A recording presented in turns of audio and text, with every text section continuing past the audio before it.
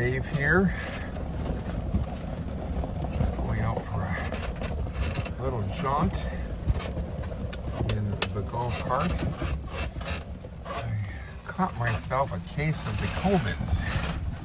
So, a bit under the weather, but I'm halfway through, and really, in my case, man colds are far more debilitating than this, but certainly feel it in the lungs a bit and really lack energy, but oddly enough I didn't have all the symptoms. I didn't have the fever, I had the cough,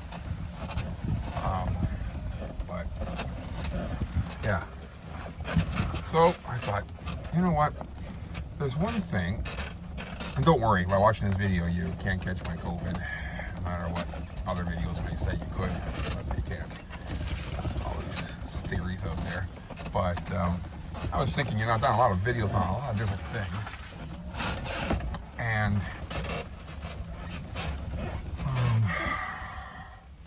one video one piece of equipment I should say, I've never really done is a video of probably the most useful thing, well, at least one of the top 3 useful things that I have around the land here, and this is the golf cart. Got this golf cart about 1.5 years ago, and I really had no idea how useful this golf cart could be.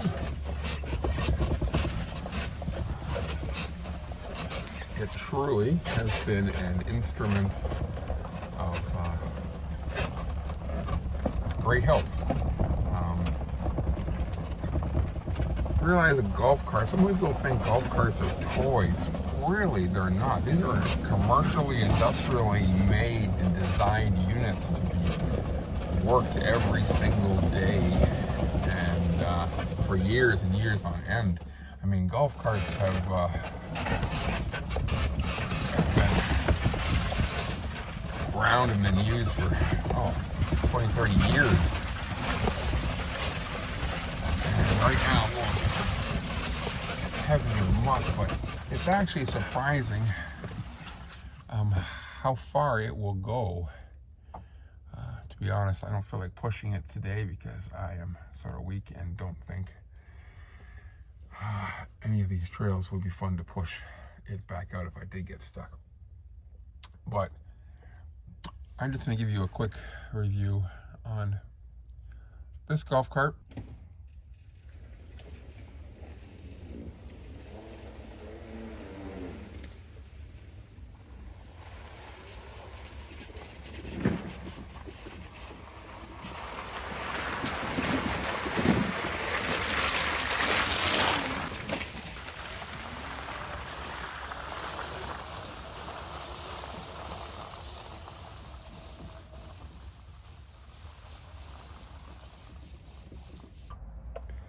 So what we have here is a club car.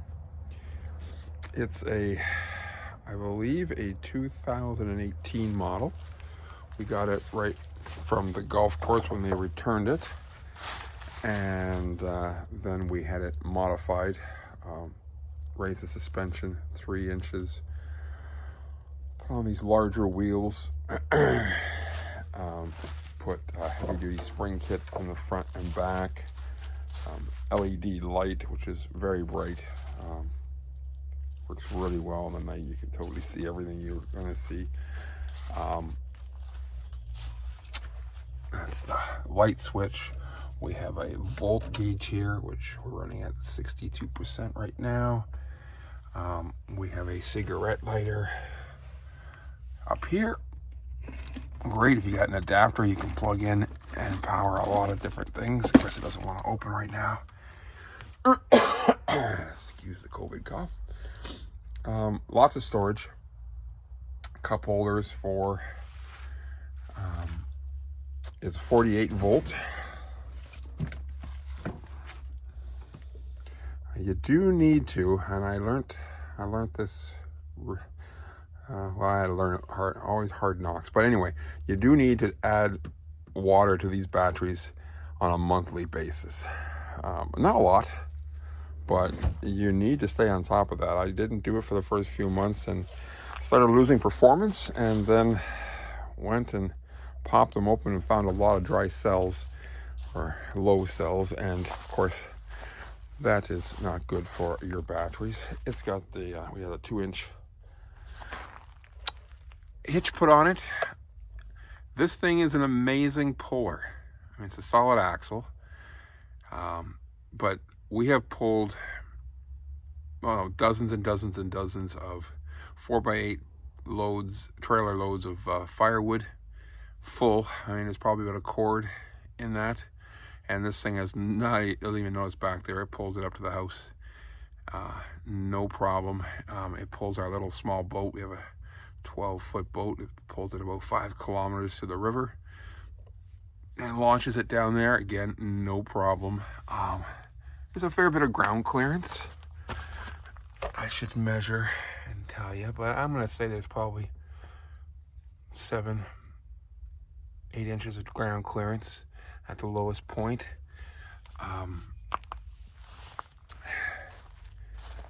It's got taillights down the road, top speed. I'd show you, but I'm quarantined to my property for the next 10 days. So I won't give you a speed run, but it will do about 30 kilometers an hour top end, which in miles is probably around 22, which is very similar, if not a little faster than a Gator or one of those Hisons. So speed wise, it's right there.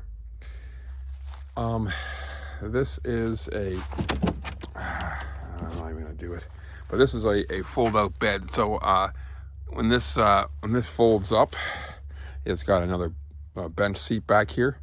I fold it down most of the time and put a little plywood box inside there so that you can throw stuff in and out and not worry about damaging the bed. Again, it's supposed to be weight rated for 150 pounds on the back.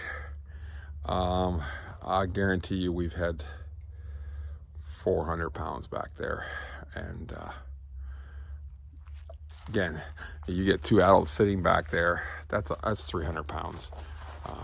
So again, no issues carrying the weight. It doesn't sag at all. It's got rather heavy duty, as we've added to it, leaves, and you can see the lift kit there on the axle.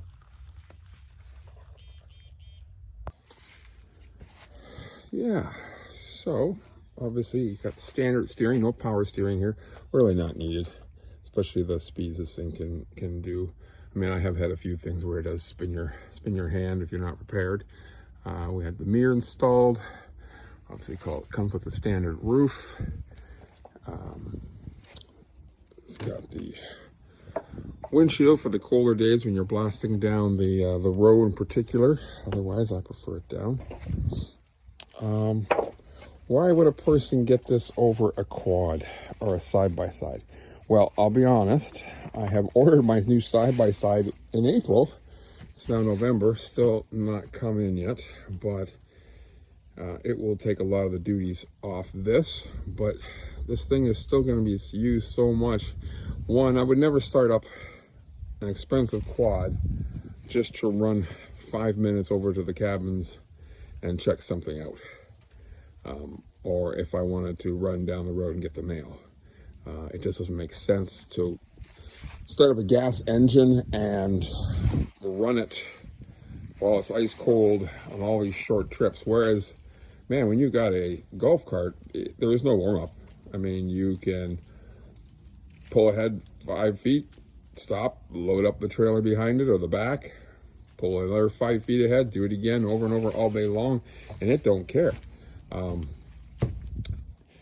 Quiet. I have caught trespassers back on my trails, and oh my goodness, the shocked look on their face when they're on their ATVs and suddenly they didn't hear or see me, or even people who are walking, and I come rolling up in this and they're like, oh, I never heard you. So that's an advantage, not that that's key. Also, I guess if you were hunting, it would be very good and quiet to slip in and out. Great on the grass. It doesn't tear anything up.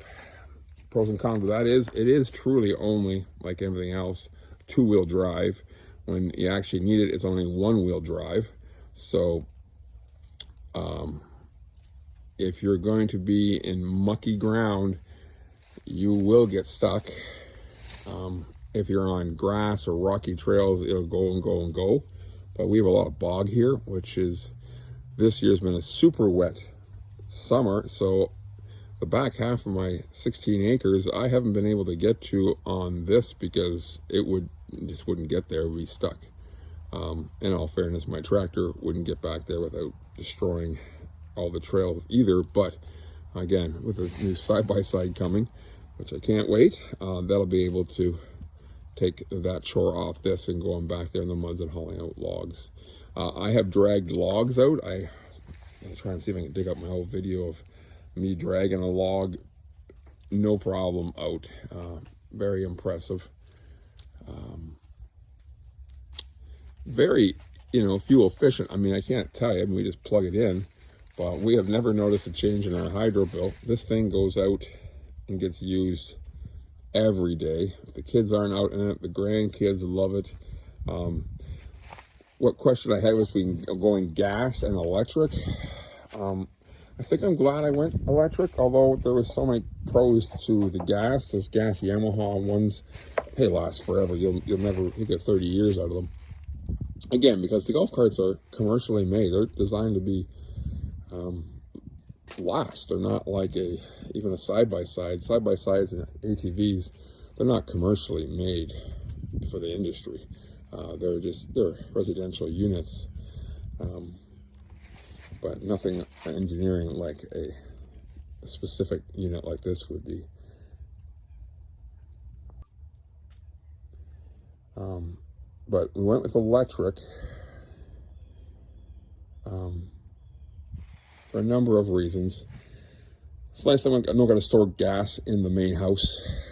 It's nice that you never have to worry about a cold start. Like I say, you just hop in and you can move it and roll it and do things. Do gardening. My wife likes taking it out and jumping between gardens and pulling her wagon behind it, and you don't have to worry about firing up a gas engine. Maintenance is besides that water in the batteries, there's really no maintenance. There's no grease points. There is no oil to change.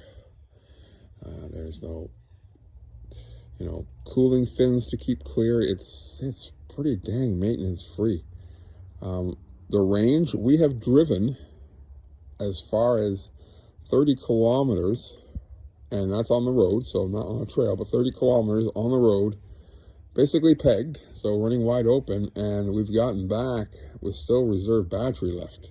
Mind you, batteries die off quick near the end, so I don't know how much further we could have got, but we did 30K with 3 of us in it. So I know you're quite safe. Again, 30K is probably 20 miles plus. But you can use it around the farm all day, and you'll never run out of battery. We've never run out of battery. We've not even plugged. You should plug it in every night, and we basically do. But there are times the kids don't plug it back in, and it gets used for 3 or 4 days and never get plugged in. And again, we've never had a flat battery on the farm here. Price-wise, this was all in probably about $6,500, and that's with brand new batteries. Like I say, all the upgrades, the new tires, the suspension, the leaf springs, the back seat added, the lights and stuff. Now the club car, again, I love to research. I love to spend money, but I hate to waste it. There's a number of different manufacturers, and honestly, they're all good. They've each got a little bit of, they've all got their own little personality, little tweaks, but I don't think you can buy a bad golf cart manufacturer. I think if you were going to go gas, Yamaha has probably got the edge there. But overall, I really like the club car for many reasons. It's got a full aluminum frame. Now, that's not going to rust. Very robust. I mean, aluminum is used throughout the industry, airplanes and everything else, for its strength and lightness. Whereas the other manufacturers are all steel. Nothing wrong with steel. Steel will actually probably be a bit better on really rough trails, because there's a potential for, if you really, I guess, were really hard on them, you could tweak the aluminum frame, but that'd be very hard, I think. But yeah, I love the aluminum frame. Lots of parts availability. A little more simplistic on their wiring and their control systems. The only thing we've actually had go wrong is a speed controller on the back axle. The part was 19 bucks on Amazon, and literally took me 3 minutes to replace. It's a plug and play. That's the only thing that we've had go. So super glad. We'll never get rid of it. It'll be around probably longer than any other thing we have on this place. Everyone loves it. It's a hit. Everyone, even the neighbors, have borrowed it for weddings and photographs. It cleans up quite well when it's not all covered in mud. I think that's about it.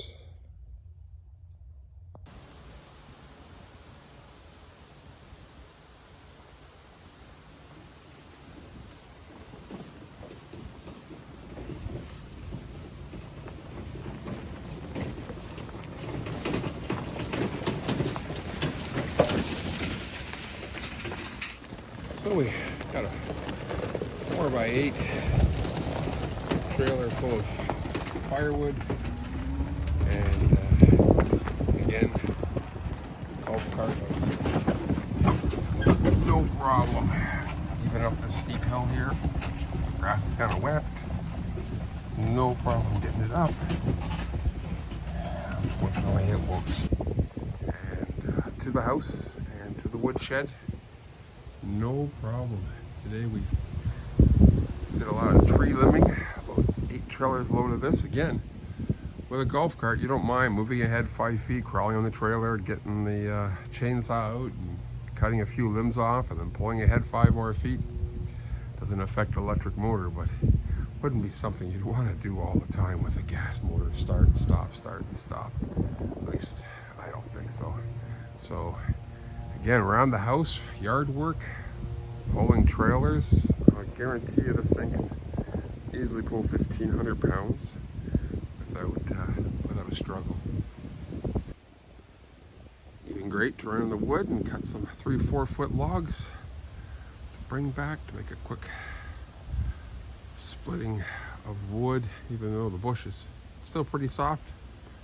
She does a decent job getting it through.